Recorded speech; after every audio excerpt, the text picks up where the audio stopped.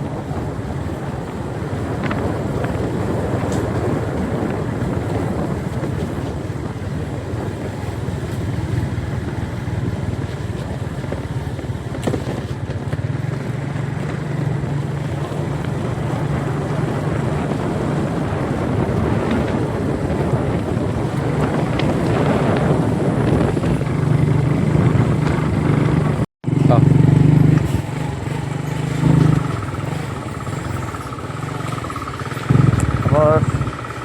Tapos, ako mag-picture.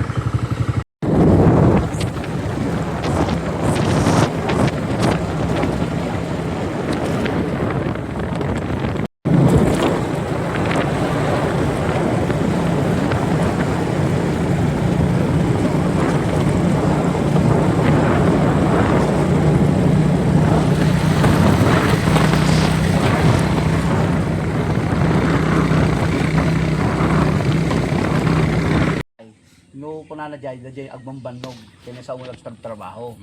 Ayan. So, may 100.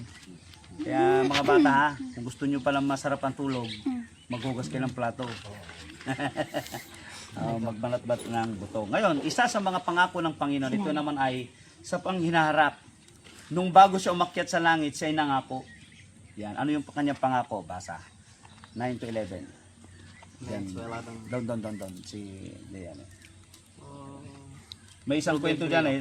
Kilala natin si Douglas MacArthur. General Douglas MacArthur. Ni 1942 March. Dati ko World War II ide. Di General MacArthur kadwana dagiti Allied Forces iti Southwest Pacific.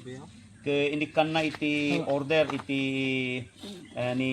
inikan ti order ni President kanagnagan ko ate siyang kumalipatan kay Franklin Roosevelt. Yan, nga ko na napanawan yung ti Pilipinas, so nga napandadjay Australia, yung tinaramid ni MacArthur sakbay nga pimanaw ko na I shall return. Pog mayatay. I shall return ko na. Kay dadadi Australia, muli niyang tinipon yung mga Allied Forces kasi yung nalagasan sila ng marami dito sa Pilipinas noon.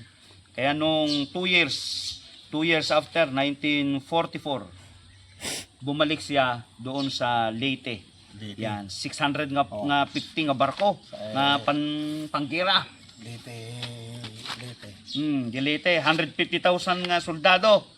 Ayan, tapno kas tagay umay na nga niya tungpalan da di karina kunana I shall return.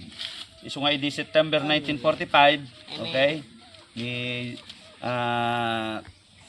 Ni MacArthur ket nagsubli ket tinungpal na di nga karina. Iti Biblia damot ti kari ni Hesukristo sakbay nga nagawi basa. Ano gaya? Aramid 1:9 aging gana iti. Aramid. Yan. Ada. Okay. Siya. Okay, aja karo, di mo basahin. Sublat kay Biblia sa mabasa ko bat ti katoy. Ti kuana. Okay, 9. 7. 9 Hmm. 9 to 11. Pagkasabi niya Hmm. nito,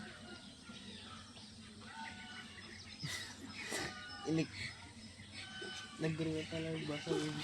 Ata English kami data. At English na nga Tagalog atagay, Pinoy atagay. Eme. Kasi tayo mga Pilipino, we are English and Filipino. Tagalog. Sige. Turuan mo lang ito. Kasi pag gusto ni DMA yung purong Ilocano. Ay, gusto nila yan. John 14, 1, 2, 3. Okay, belo. Inikyat siya sa langit. Mhm. Nakatingin na sa kanya ang mga Disciple. disciple hanggang sa Ito yan. natakpan siya ng ulap. Mm. Nakatingin pa ang mga disciple sa langit habang umaalis siya. Biglang may lumitaw sa tabi nila Mm. dalawang lalaking Mm. nakaputi. Mm. Sabi nila, mga taga Galilea, Mm. Ano po, John? John bakit kayo nakatayo dyan Mm. at nakatingin sa langit? Ano sabi niya? Kung paano Paano? nyo nakita si Jesus Na na inakyat sa langit, Mm. ganyan ninyo din siya makikita. makikita pagbalik Ayan. niya. So, si